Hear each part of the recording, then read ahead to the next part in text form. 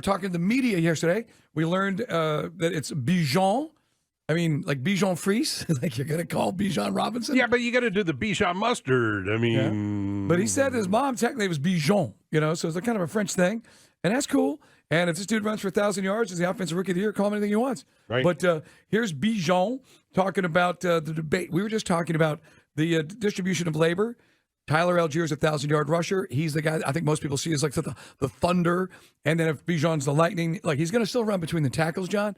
And then you got Cordero Patterson, who I think you maximize him outside of the backfield. I like him as a old school flanker out there in the slot. Put him out a wide receiver. You can use him at running back. You can put him in motion. You can put him in the slot. You can put him in wide receiver, and he's going to be your kickoff return.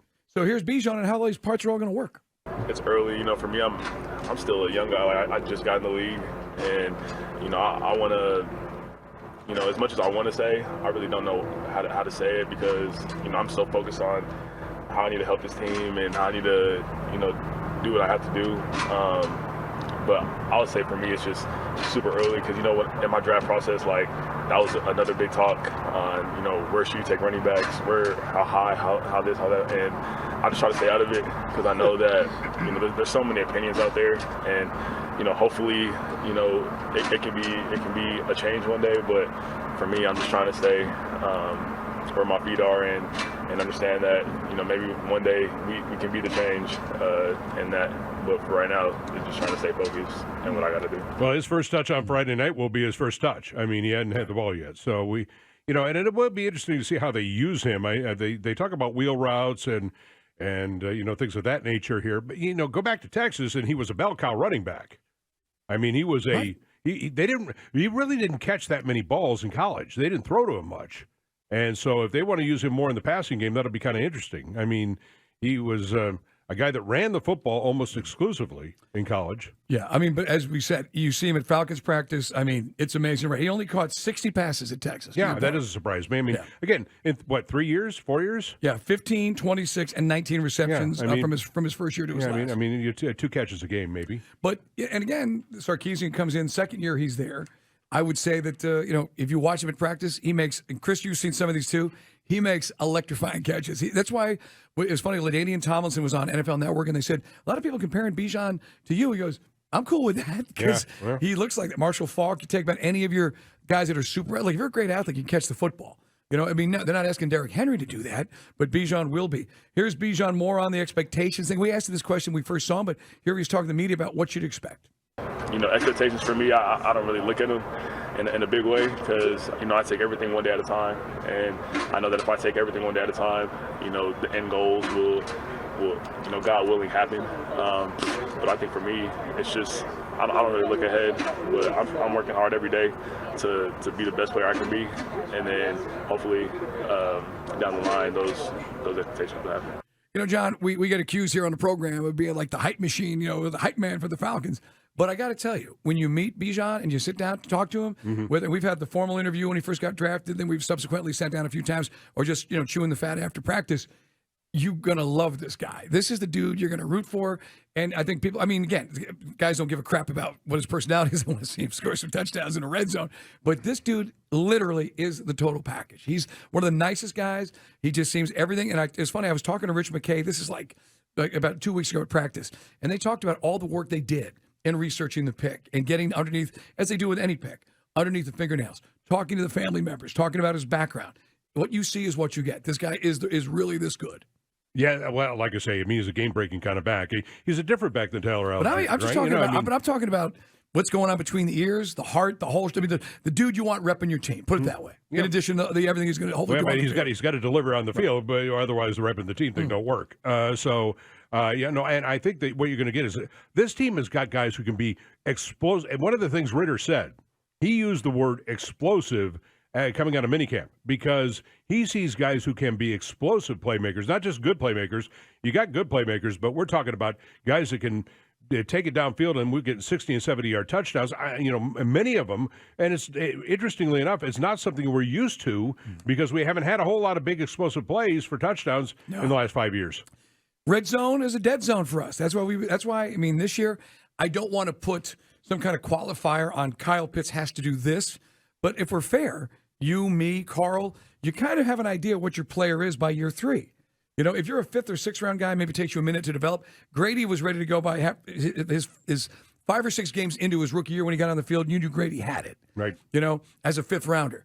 And with Pitts, I just think there's in the mind of the fan, you're saying they got to validate this 4th overall pick, or is it going to be because now it's your comments earlier? We got so many weapons, only one football. I don't know just what Pitts is going to be this year. I thought when we drafted him, he was going to be the anecdote for all those red zone woes we're talking about. Well, again, you know, you can go back to last year. Ritter didn't play with him in the last 4 games because Pitts was injured. But there's that video out there that I've talked about a lot. And I keep saying I'm going to go dig it up. There's somebody put together this compilation video. It's 6 touchdowns that Pitts would have had if the ball had been thrown by anybody. If Mariota could thrown the ball. Right. 6. Well, Mariota's a bum.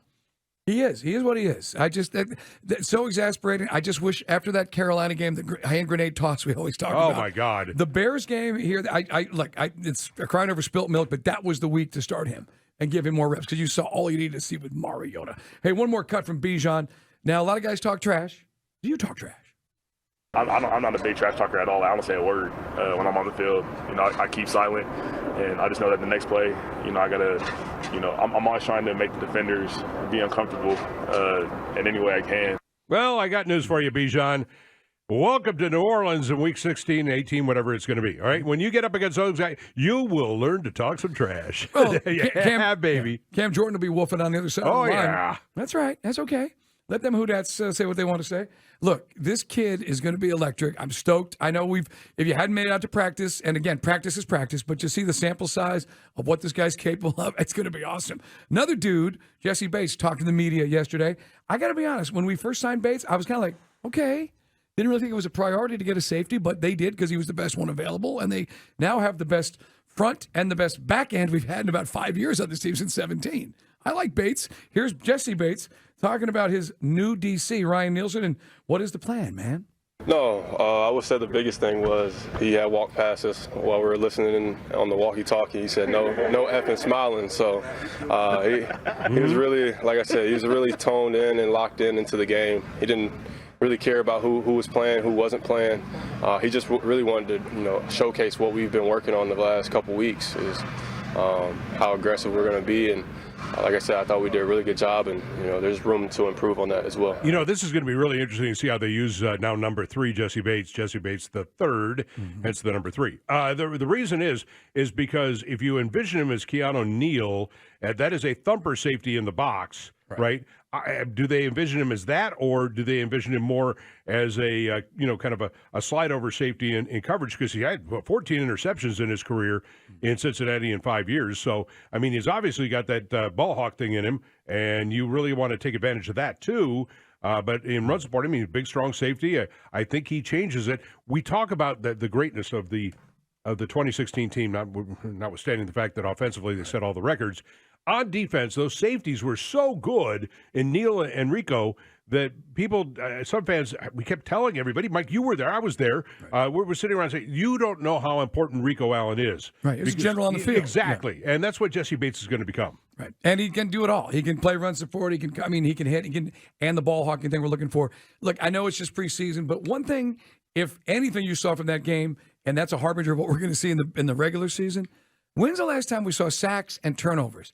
5 sacks, couple of turnovers, and like Arthur Smith talked about, he didn't like the way the defense was kind of giving up some big pass plays. But once they got in the red zone, they shut them down.